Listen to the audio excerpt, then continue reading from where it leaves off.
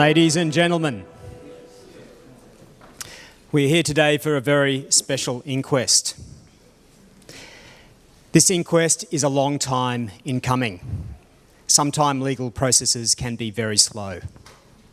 It is alleged that a body is missing, the body of Jesus of Nazareth, and the year of the missing body is approximately 2,000 years ago. In the chair on the stage is Ian Powell. He has examined the evidence and he is of the view that the body of Jesus of Nazareth rose physically from the dead. And on your left is Barrister Martin Hadley, who will test and scrutinise this evidence upon which Ian has based this position. And on your right is Barrister Ian Davidson, SC, who is the counsel assisting Ian Powell. We're going to start this inquest with Ian Davidson asking a question or two to Ian Powell. Mr. Powell, shortly in the tradition of the early church, you will be thrown to the lions and questioned by my learned friend Mr. Hadley. But before then, please explain succinctly to this jury why you believe the resurrection is history.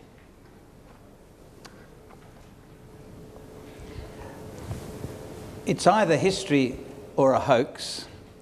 I believe it because I think reliable people explained what had happened to them. The early Christians were not saying, we have some views about God and life and morality. That's just to misunderstand what they were saying. They were saying, we have news about something that happened. So that you'll hear them in their earliest communications saying, you killed him, God raised him, we've seen him, or we are witnesses. And I have spent some time as a non-believer and then for 40 years as a Christian myself, exploring the evidence, coming back to it again and again, reading books against it, reading books for it. And the alternative seemed to be that either those first Christians were duped and deceived by someone, or they are deliberate deceivers. But either Christianity, which stands on only one leg, the whole thing stands or falls on the resurrection, and I find that the alternative views are weak.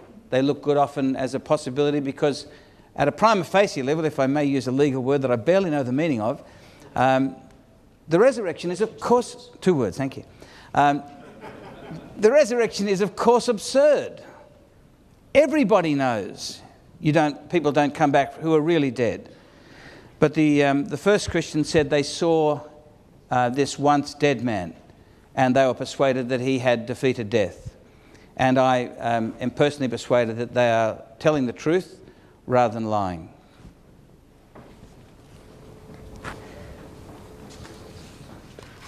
Thank you, Mr. Powell. Mr. Hadley will now ask you some questions.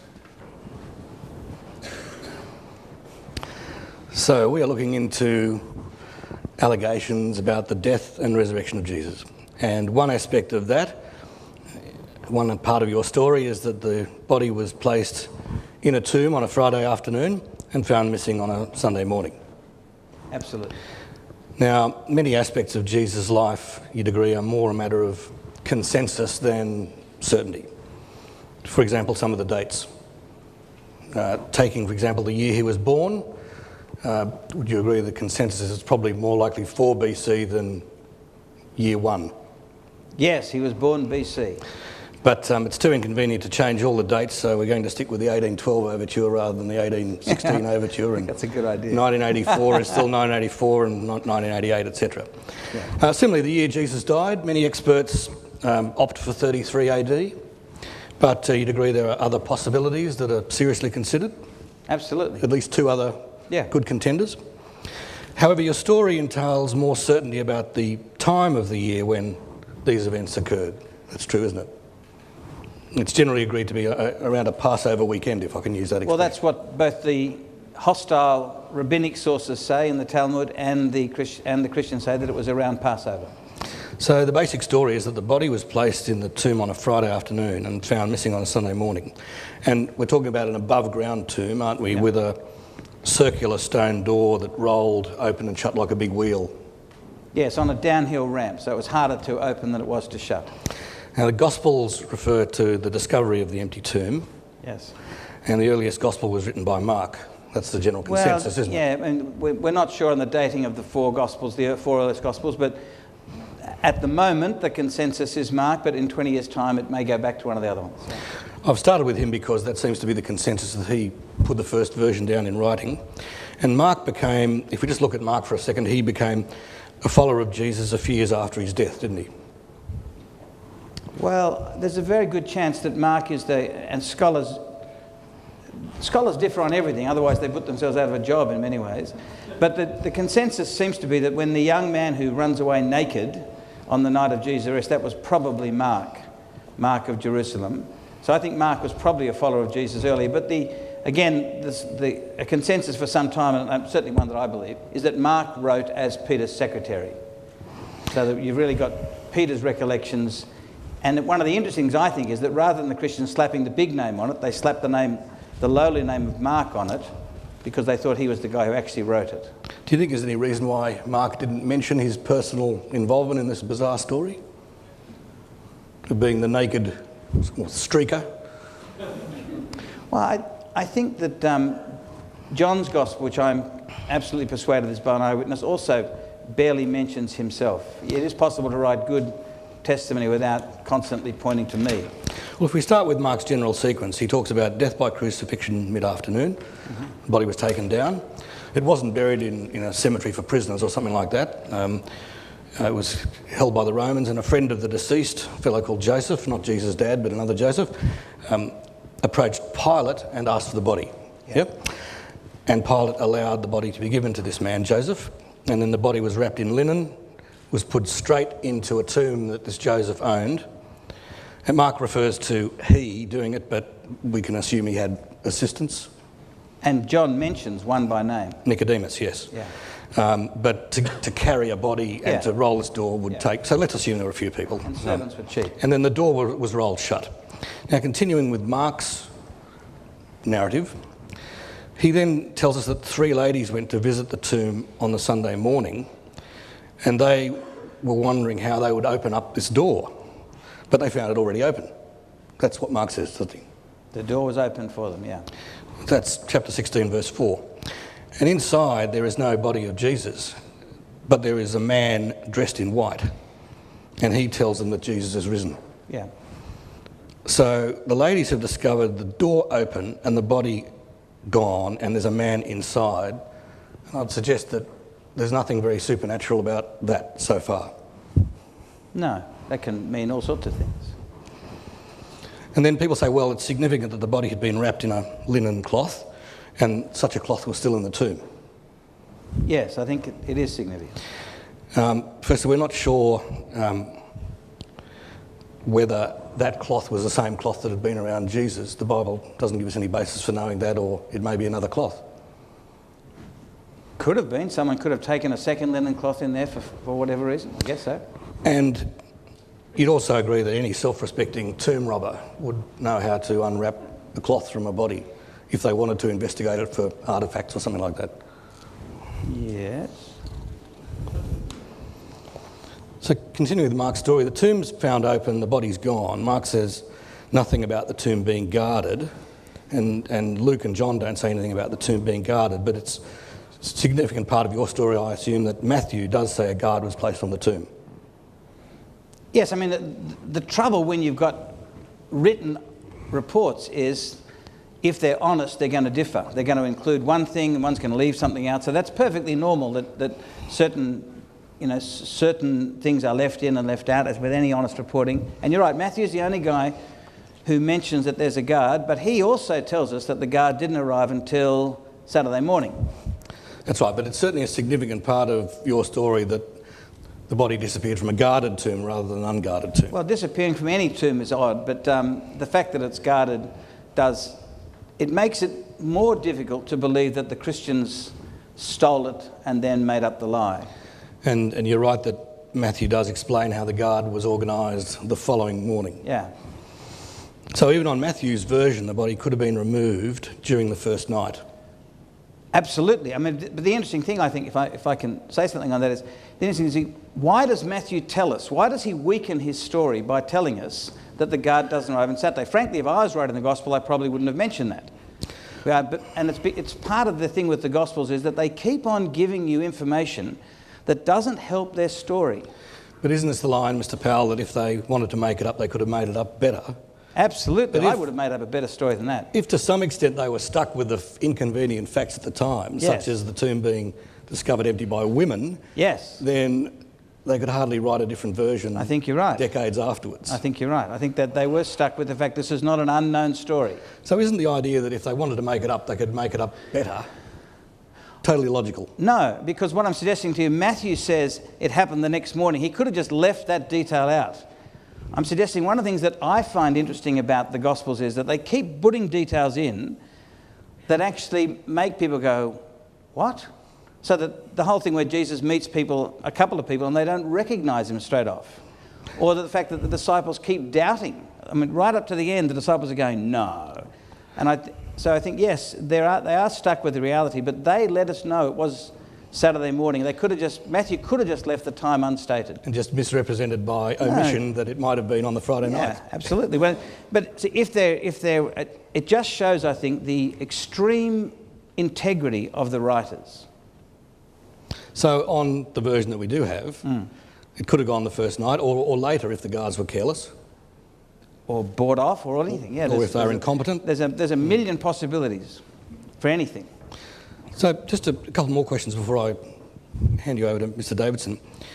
If your story is true and this corpse did come to life and somehow got itself out of the tomb, then you'd agree that that has never happened before or since in human history, as far as we know.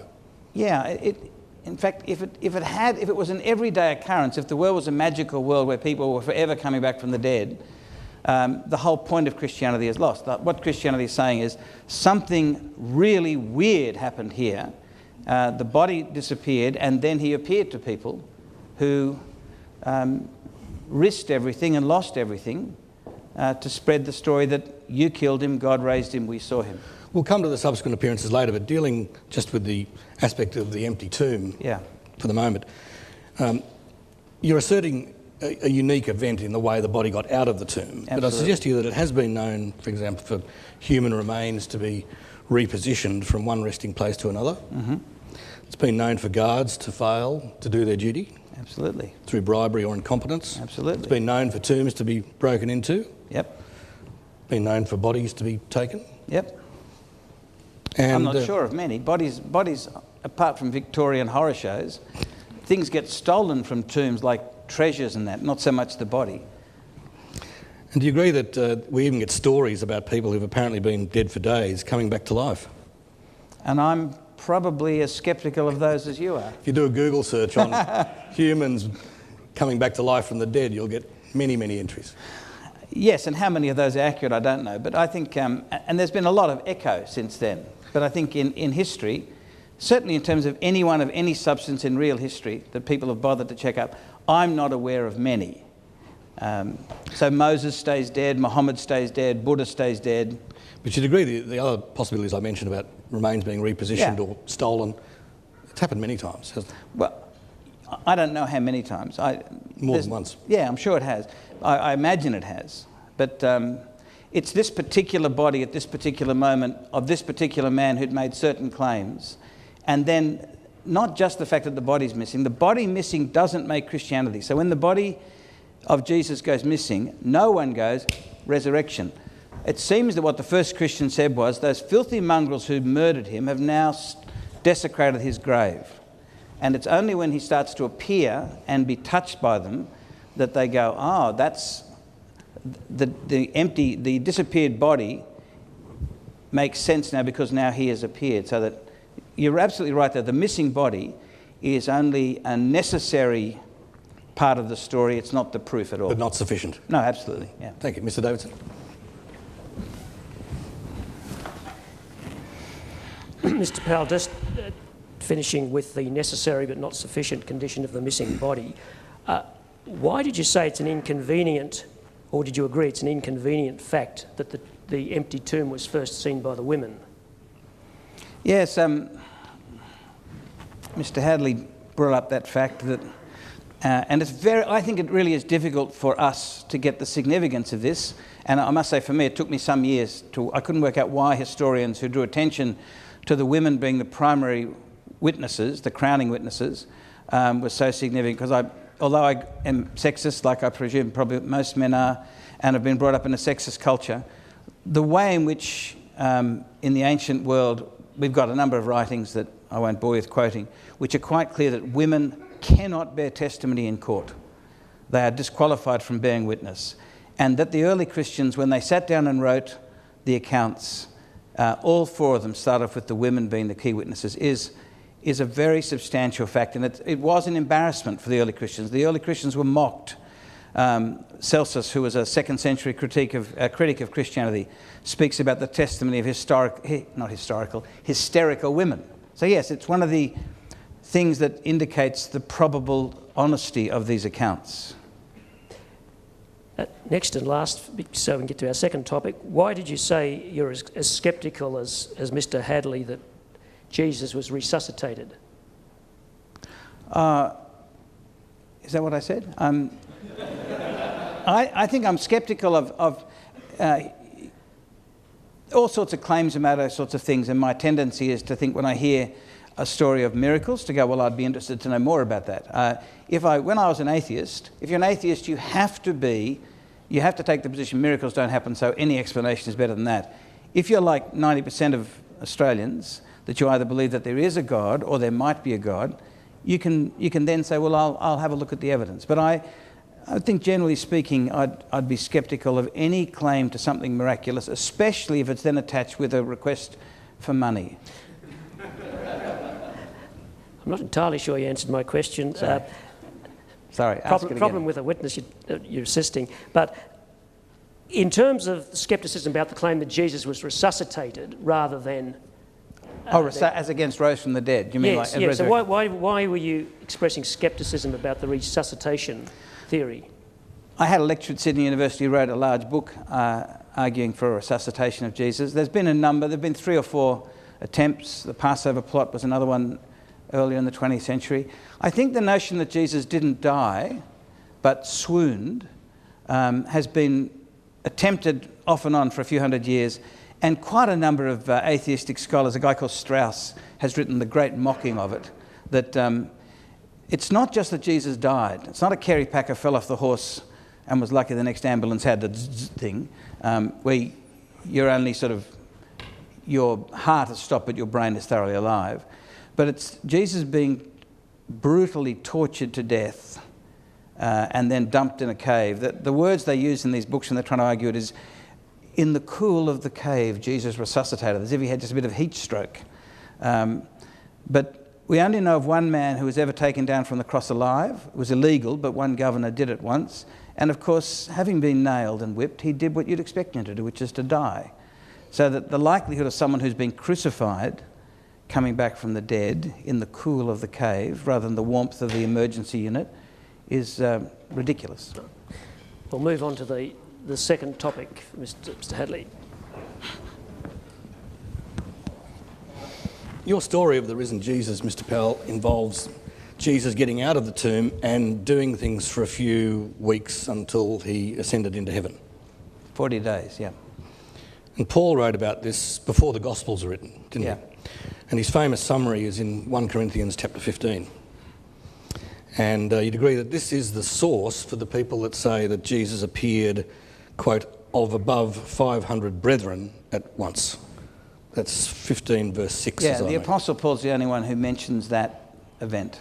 When he says brethren, by the way, is he talking about only men? Was Jesus as sexist as you when his reappearances? Do you mean was Paul a sexist, or do you mean Jesus only appearing to men? Did the word brethren cover ladies as well? I think it has in most cultures up until the last 20 years in the West. Even in France, it'll cover both. Fair enough. 500 people then. Okay. Yeah. And Paul adds that most of them are still alive. Yes. And you agree that preachers say this is significant because he's saying to the reader, well, look, you can check if you like.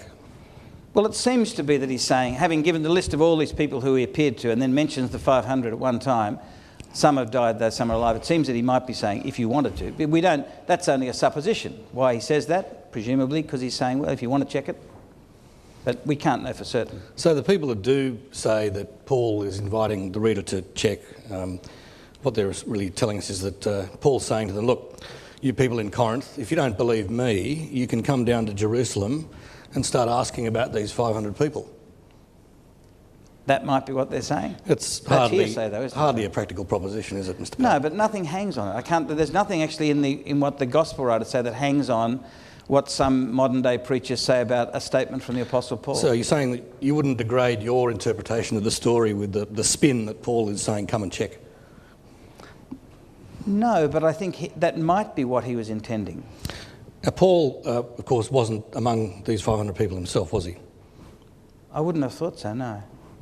In fact, doesn't verse 3 in this chapter tell us that all of the information he's repeating, so in other words, all the other appearances of the risen Jesus that he describes in 1 Corinthians 15, it's thanks to information that was passed on to him. So he's passing on what was told to him. And he makes that explicit. He says, I handed on to you what I received. And what scholars like Gerd Ludemann, who's an atheist scholar on the resurrection, there's quite a lot of skeptic and atheists and Jewish scholars. They're not all Christians running around in this area. It's a reputable area of scholarship. Gerd Ludemann suggests, and there's almost an overwhelming consensus, that the Apostle Paul talks about going to Jerusalem where he received this thing about, I won't bore you with the details, but the scholarship's quite clear that he gives a summary of the Christian message, that he died for our sins, that he was buried, that he rose, that he appeared, then there's this whole list. There's general agreement that Paul received this summary of the Christian message, that he says, I received it, I'm passing it on to you, about 4 years after Jesus died, which thoroughly puts to death the myth that Christianity evolved a sense of the resurrection of Jesus, that it was right at the very beginning. So yes, it is a thing Paul received from those who were there, and then he's passing on what he's received. You'd agree that a lot of the commentary about the risen Jesus refers to this alleged historical fact of appearing to 500 people? Some does. It doesn't have... It has almost no part in why I'm convinced that he rose and appeared. You think it's more honest to identify this as something that Paul has received by way of hearsay from other people? I think he says that he received it from others and he's passing it on. There's no secret about what he's doing. So would you accept my observation that a lot of commentators have overlooked the fact that Paul identifies that this is information he's received from somebody else and was not in a position to check himself? They might, but I don't think that's at the core of the reason why people are consistently being persuaded that Jesus actually walked out of the tomb alive and appeared to people. So just considering that interesting proposition of an appearance to 500, you'd agree there's nowhere anywhere else that this is referred to, either inside the Bible or outside the Bible? Well, not by the numbers. The Ian Powell theory, which is worth, a huge amount of money, is that it is probably the one where Jesus appears in Matthew's Gospel to a largest group in Galilee. And interestingly enough, what he says is, some worshipped, though some doubted. I think the extraordinary thing when you read through the Gospels is the way in which they seem to think doubting the resurrection is the most normal thing in the world. So in Luke, John and Matthew, you've got this constant thing about people seeing Jesus but still not really believing it. So I would think it might be the one in Matthew, but we just don't know. Now with Paul's 500, there's no indication that any of those people wrote to anybody else about it, is there? Well, we don't have any evidence, but the evidence you get from the ancient world is sort of, it's a bit of this and a bit of that, and most of it disappears. There's no indication that any of those 500 people made any report to either the Jewish authorities or the Roman authorities at the time. Well, we don't know. I don't know one way or the other. And don't you think that the idea of an executed agitator being back in action would have been quite interesting to either of those groups? Very interesting. It's why the early Christians, when they began preaching that, you killed him, God raised him, we've seen him, which was their sort of the mantra that they used in the first few sermons, were of tremendous interest to the authorities, and they got to work imprisoning, beating, and fairly soon after that the first Christian martyr, Stephen, died. So it was immediately terribly dangerous to be arguing that this crucified criminal was on the loose, because it indicated that, I don't know if the Romans cared much about it, but the Jews, because all the first Christians were all Jews, Jesus was Jew, the whole thing was happening in the Jewish world. The Jewish authorities were terrifically offended with the idea that they had put to death the Messiah. So they were very keen to shut the Christians down. And as you know, Saul, as far as we know, was the first organiser of a thoughtful, well-worked-out persecution until he says he also met Jesus. So it seems to be emerging from these facts that Paul is describing, or at least referring to, a very, very significant event. And yet from the lack of repercussions, it seems that none of these 500 people were connected with the Roman authorities or the Jewish authorities. Now, when you look at it that way, doesn't this information given to Paul about 500 eyewitnesses start to look somewhat unreliable? Well, I mean, you've got to... It may to you, but I just think for most people who come to the conclusion that the empty tomb is best explained by the fact that Jesus left it and then appeared to people, doesn't hang on the 500. It hangs much more on what's in John's eyewitness account and in Luke, who, again, one of the things that impressed me about Luke is if Luke was a dishonest man, because Christianity is either some sort of scheme and lies. If Luke's a dishonest man, he doesn't bother to say, I didn't see him, I'm an eyewitness. I mean, I talked to the eyewitnesses, but Luke says, he doesn't claim eyewitness credibility. He says, I talked to the eyewitnesses. There's this constant honesty about them, and it hangs much more on the Gospels than it does on Paul's recount. I'm not discounting Paul's thing. I just think it's a secondary thing rather than a primary. The primary things is the four Gospels. But on either Paul's account, pardon me, or the four Gospels, or adding it all in together, we have an appearance to 500 people, which I mentioned because it's the biggest event. But there are a number of others to smaller groups. Yeah. Some outdoors, some indoors. Yeah. And it seems that neither the Jewish authorities nor the Roman authorities ever got wind of this at the time. Well, I'm not an expert on what the Romans knew and didn't know. What we do know is that within 30 years, the Christians were causing sufficient trouble in Rome to be blamed for Nero's fire in Rome, as you know, is recorded by Tacitus, who's no friend. He describes Christianity as a pernicious superstition. Tacitus disapproved of them because of what they believed, but he certainly didn't think those beliefs were true, did he? No, but I'm saying that Christianity starts it's this tiny little thing, and I think it's hard for us to realise just how insignificant Christianity was in terms of numbers, and yet it has become, and moved fairly quickly, in the direction of becoming the largest movement in human history. And it's all based on the testimony of the witness who say, we saw him. So the fact that a number of people believed, you say, is significant. Can you ask that question again? Well, you say that the belief of the disciples and then other people after the resurrection is a significant thing that we should... I think, that people were hearing the story in the very city where it happened. This is not like saying, you know, there was a resurrection in, I don't know, Kuala Lumpur, Timbuktu, thank you. So, you know, it's saying that the message of the resurrection of Jesus, his defeating of death, was in the city where it happened. And it's a small city. It's the size of Centennial Park. Although at the time, most of the Jews didn't buy it, did they? No, absolutely. And neither should they. If someone comes with a message of resurrection, it's best to keep our sceptical hat on. But in the end, thousands, within weeks of Jesus, you know, coming back to life and showing himself to his disciples, and these quite pathetic group of people now standing up fearlessly, being popped into prison and beaten and fairly soon killed, saying, you killed the Prince of Life, God raised him, we saw him. So let's look at the significance. Thousands in the end get persuaded, and it's the beginning of an extraordinary human movement. Let's look quickly at the significance of that belief. Just bear with me, this may sound like a digression, but trust me. You heard, I presume, of General Gordon of Khartoum? I have. He was sent to evacuate British citizens from an Islamic revolt in the Sudan. Was slaughtered. And for his trouble, he was hacked to pieces by the rebels.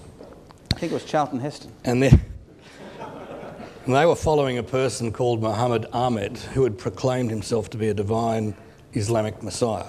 Yeah? Yep. And eventually they were wiped out by Lord Kitchener, he's the bloke with the moustache, who had better weapons, and he cleaned up about 10,000 of them for the loss of about 50 British soldiers.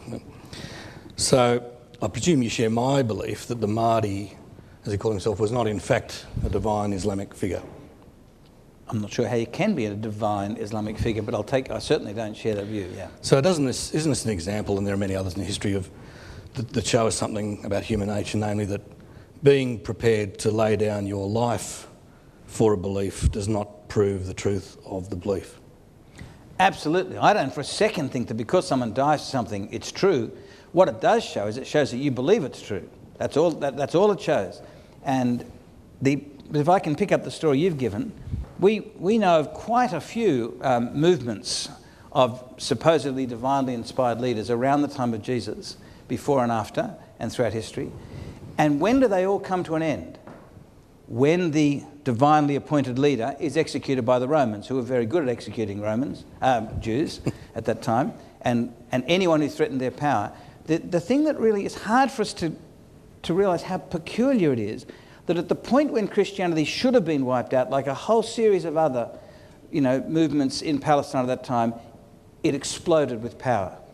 And quite a number of historians who are not Christians, E.P. Sanders and others, will say, we need some explanation for this quite absurd thing that happened in history, that at the point when a movement should die, it grew, and it grew based on this statement, on one leg, we saw him risen, he is risen.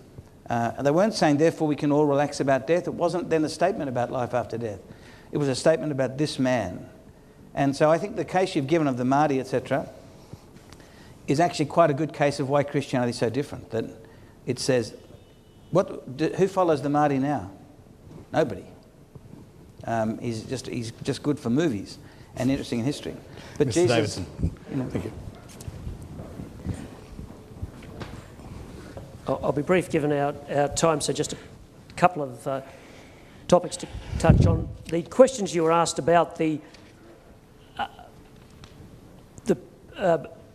Paul recording the appearances to 500 people, you gave an answer that Paul was passing on what he was told, and that you said that it was a summary that was about 4 years after Jesus died. some say up to 8, yeah.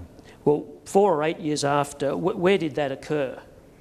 Well, if you read the scholars who write in this area, they said that Paul made 2 visits to Jerusalem after he became a Christian. He became a Christian on his way to Syria, and then he returns to Jerusalem, which is the heart and centre of Christianity, and that's when he received this creed. It was an early Christian creed that summarised the great activity of Jesus in terms of death, burial, resurrection, appearances, and then he gives the list, so that it's in that period. And that creed is passed on or is effectively recorded from 4 to 8 years after Jesus' death. Yes, there's a little word "hoti" in it that is in many Christian creeds. It's a word "that," and it's a word that is used when people are summarising a set of beliefs, and so the scholarship is pretty much agreed that this is what Paul has embedded here, and he does this a few times. He quotes Psalms, he quotes hymns. In Philippians 2, he's got another one. He quotes earlier things, and they're of interest to scholars because they predate. Even though 1 Corinthians is within 20 years of Jesus' life, it's even earlier than that. So it's showing that this is not a mythological development, but it's right at the origins of Christianity. It's about the resurrection. Right. Then with the 500 that are questioned about, what significance do you say there is for the statement of that most of whom are living, although some have fallen asleep? Well, I sort of agree with Mr. Hadley here that he may well be, or with the people that Mr. Hadley suggested, he may well be saying, you can go and check them. And to be fair, there was an enormous amount of movement around the Roman Empire, and so Christianity really got to Rome long before any apostles did, just by people trading and moving. So I think he's just saying yes. But again, I couldn't care, in the sense, if 1 Corinthians 15 wasn't saved for us, nothing hangs on it. And after that 500, there's a reference to the unidentified 500, there's a reference to he appeared to James. Yes. Who's that, and what's the relevance of that? Well, the interesting thing with that is that James, and again, it's one of the strengths and frustrating things about the eyewitness, or the eyewitness accounts and the ones by Luke, who's not an eyewitness and says he isn't, is that they leave out the stories they should include. Like, we know he appeared to Peter, we never have a description of it. James is the brother of Jesus, and we know from John's Gospel that the brothers of Jesus were not impressed by him and sort of almost mock him in John chapter 7, and yet James becomes a Christian after the resurrection. And we know in the writings of Josephus, who's is a Jewish writer from that period, he speaks about the execution of James, the brother of Jesus, the so-called Christ. And so it is the resurrection of Jesus that seems to bring the brothers of Jesus into the disciples. See the time. So I think we have time for just a few more questions. Or summary. Summary.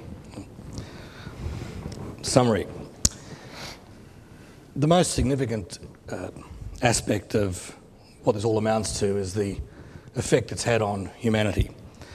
And we know that people like Mr. Powell tell us that this is not just a question of an agitator being executed, but this was in fact a message from God of some importance to humanity.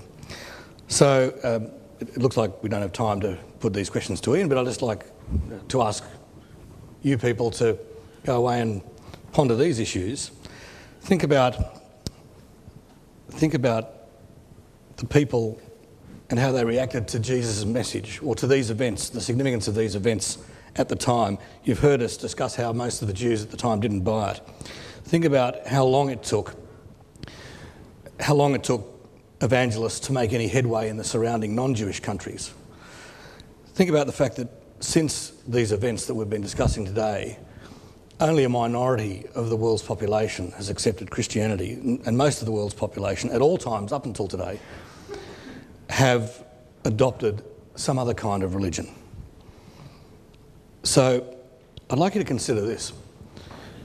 Instead of Jesus being a successful divine minister, or messenger, I should say, don't the facts point more towards Jesus just being another human victim of the immoral use of religious power when those authorities obtain the power to execute people? Thank you.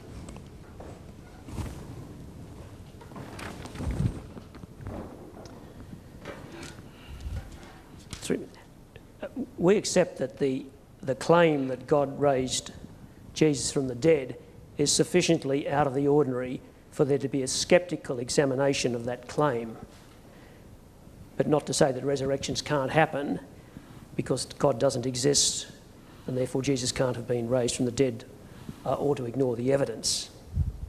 Now, the testimony of Mr. Powell today shows that after testing by a sceptical examiner, the bodily resurrection of Jesus is real history, and it's naive and dangerous to think the alternatives of hoax stand up to serious analysis. They're really put down to arguments about could have beens. Body could have been taken at an earlier time, or something could have happened. But the logical outcome of looking at what has happened and the authority for that, for this audience, is to accept that the resurrection occurred. So that's easy. If you had to vote, we don't have apparently a worm despite this modern group. You could all vote yes. But the more challenging issue for you, as it was for me as a know-it-all law student many years ago, when I first seriously examined the evidence, is what are you going to do about it? It seems to be common ground that Christianity stands or falls on the resurrection, and that Jesus existed and was crucified. And Mr. Hadley accepts, I think, that Jesus died at the Passover week. Perhaps uncertainty about the dates of birth and the dates of death, which don't affect the certainty of the death.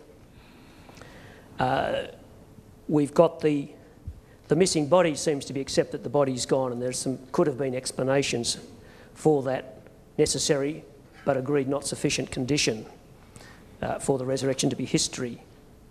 the alternative explanations really don't add up to anything in terms of rebutting the eyewitness accounts of a number of people who had no particular motivation, if it was untrue, to risk death when they had been very anxious not to incur death before Jesus died. People like Peter denying Jesus and then changing his behaviour based on something, or James, the brother who didn't believe in Jesus, perhaps brotherly rivalry, which I have some experience of in my professional practice, and it keeps us working with a change after the resurrection experience, which is not something that I've experienced in my practice, as a vanishing corpse has not yet been in my inquest practice. So I'd urge you on this basis to accept that the resurrection of Jesus is history, and perhaps to do something about it.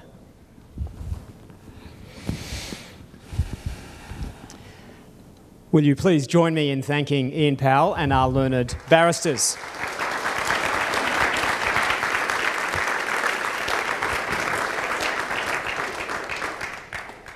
I will dismiss the inquest in just a moment and allow you to consider your verdict. And I don't know if this is normal practice, but we do very much encourage discussion amongst your fellow jurors. So once again, thank you for being part of the inquest, and I'll now dismiss you.